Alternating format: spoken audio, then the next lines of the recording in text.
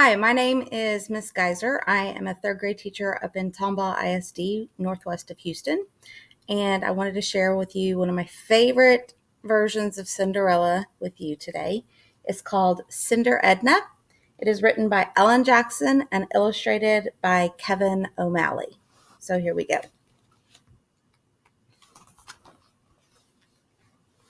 Once upon a time, there were two girls who lived next door to each other. You may have heard of the first one. Her name was Cinderella.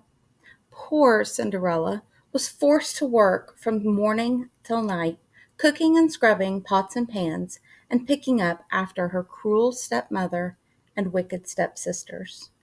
When her work was done, she sat among the cinders to keep warm, thinking about all her troubles.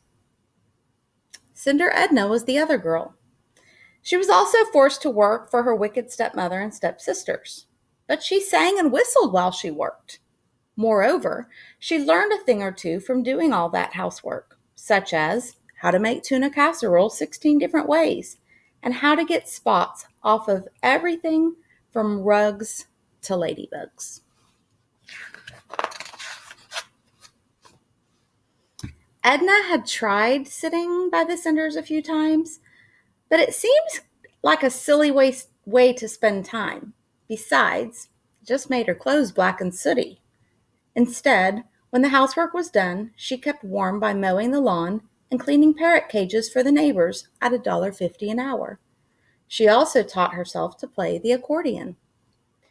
Even with her raggedy, sooty clothing, Cinderella was quite beautiful.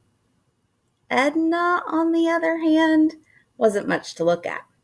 But she was strong and spunky and knew some good jokes, including an especially funny one about an anteater from Afghanistan.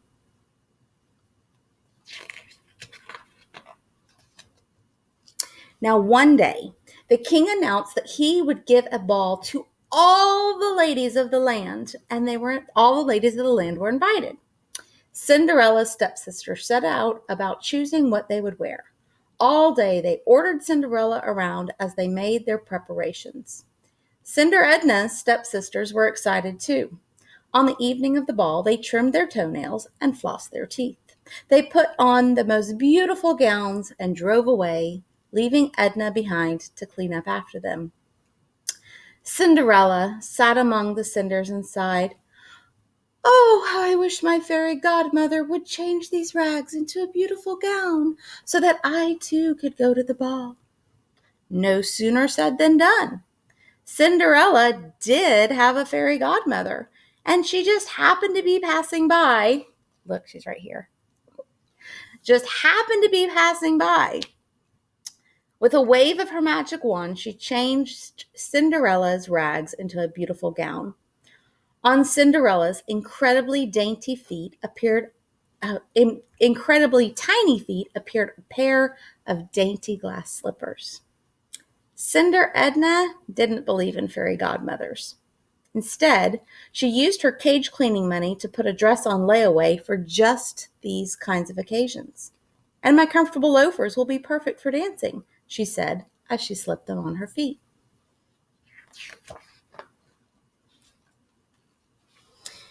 Meanwhile, Cinderella's big bright eyes brimmed with tears. "But fairy godmother, how will I get to the ball?"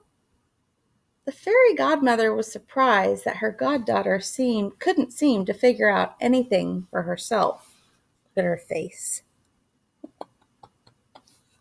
The fairy godmother was surprised that her goddaughter couldn't figure out anything for herself. However, with another wave of her wand, she changed a pumpkin into a carriage, 6 white mice into horses, and a stray rat into a coachman. "Be sure to leave before midnight," she warned Cinderella as she stepped into her elegant carriage. CinderEdna took the bus.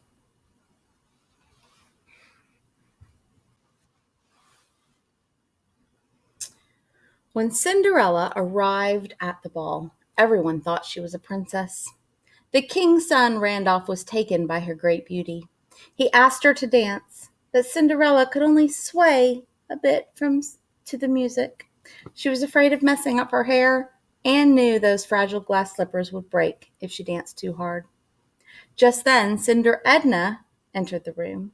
She made straight for the refreshment table and poured herself some punch. It was Randolph's princely duty to greet everyone, so he came over to say hello. "What's it like being a prince?" Edna asked, to make conversation. "Quite fantastic," said the prince. "Mostly I review the troops and sit around on the throne looking brave and wise." He turned his head so that Edna could see how handsome his chin looked from the right angle. Boring, thought Edna.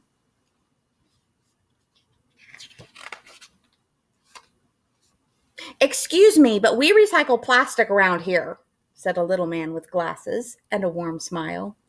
"Just ignore him," said Randolph. "He's only my younger brother Rupert. He lives in the cottage in the back and runs the recycling plant and a home for orphaned kittens." CinderEdna immediately handed Rupert her cup. "Would you like to dance?" said Rupert. CinderEdna and Rupert danced and danced. They did the storybook stomp and the cinnamon twist. They did the worm and the fish. They boogied and woogied. At last, they stopped for a round of punch. Edna learned that Rupert, 1, loved tuna casserole. Number 2, played the concertina. And 3, knew some good jokes. She told him the one about the anteater from Afghanistan, and he told her the one about the banana from Barbados. They were deep in conversation about gum wrappers and rusty tin cans when the clock began to strike 12.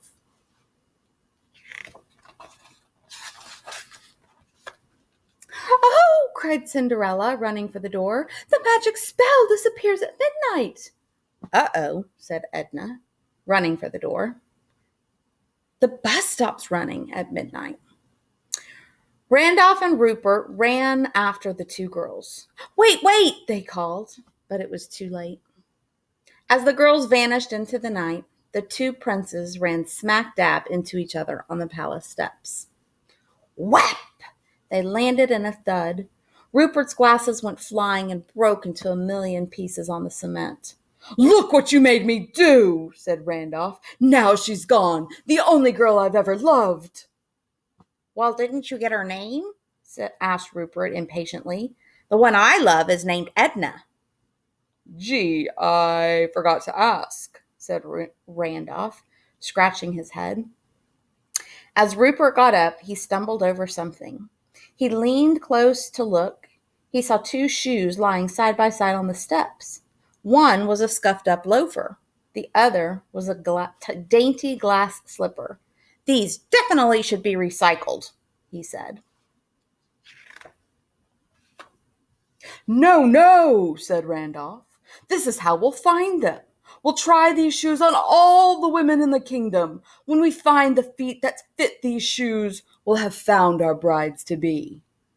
Rupert looked at his brother with disbelief. "That is positively amazing," he said. "The most amazingly dumb idea I've ever heard. You could end up married to a toad. I have a much better idea." But Randolph wouldn't listen. He ran to his room to get his beauty sleep. The next day, he put his plan into action. He went to every house in the kingdom, trying to cram women's feet into glass slippers. Rupert, too, put his plan into action. First, he looked up all the Ednas in the palace directory.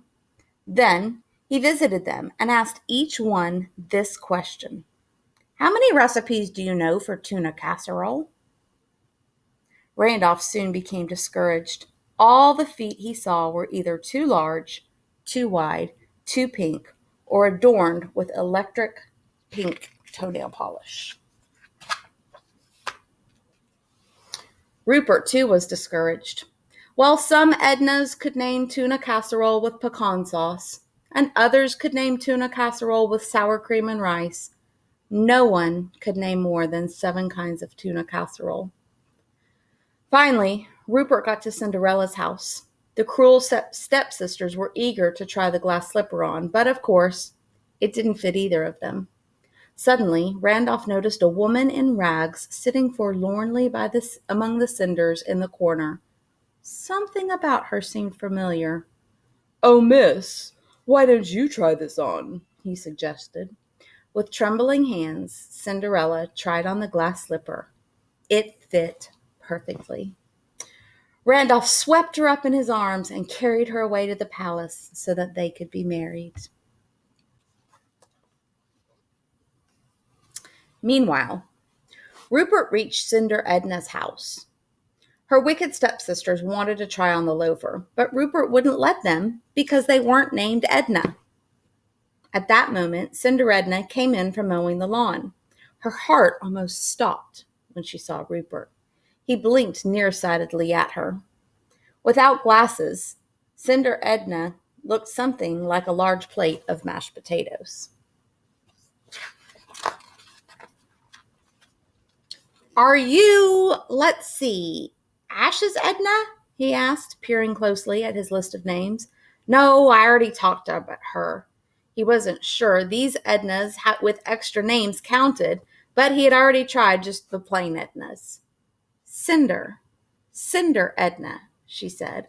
Oh, well, can you name 16 different kinds of tuna casserole? Of course, she said, and she began to name them. She rattled off 15 different kinds, including tuna casserole with pickled pig's feet. And then she stopped. What was that last one anyway? Only 15, said Rupert, turning to go. Well, maybe I can't name 16 kinds of tuna casserole, said Edna, but I do know a great joke about a kangaroo from Kalamazoo. Rupert stopped in his tracks. My love, he said. He gave her a kiss. Will you marry me?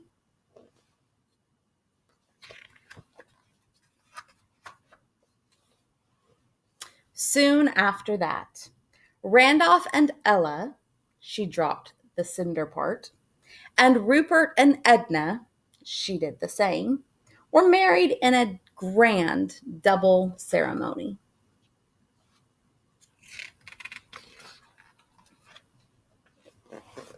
So the girl who had once been known as Cinderella ended up in the big palace. During the day, she went to endless ceremonies and listened to dozens of speeches. Dozens of speeches by His Highness the Grand Duke of Lithogaria and the second Deputy Under Assistant of Underwear. At night, she sat by the fire with nothing to do but look at her husband's perfect profile, while she talked endlessly of troops, as he talked endlessly about troops, parade formations, and uniform buttons. Look at her face.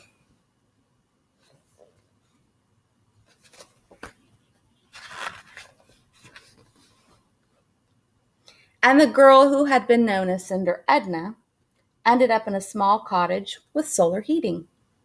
During the day, she studied waste disposal engineering and cared for orphaned kittens. And at night, she and her husband laughed and joked, tried new recipes together, and played duets on the accordion and concertina.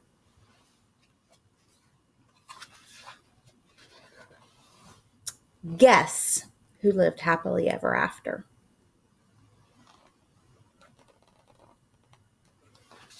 I hope you guys enjoyed this book. It's one of my favorite. Have a great day.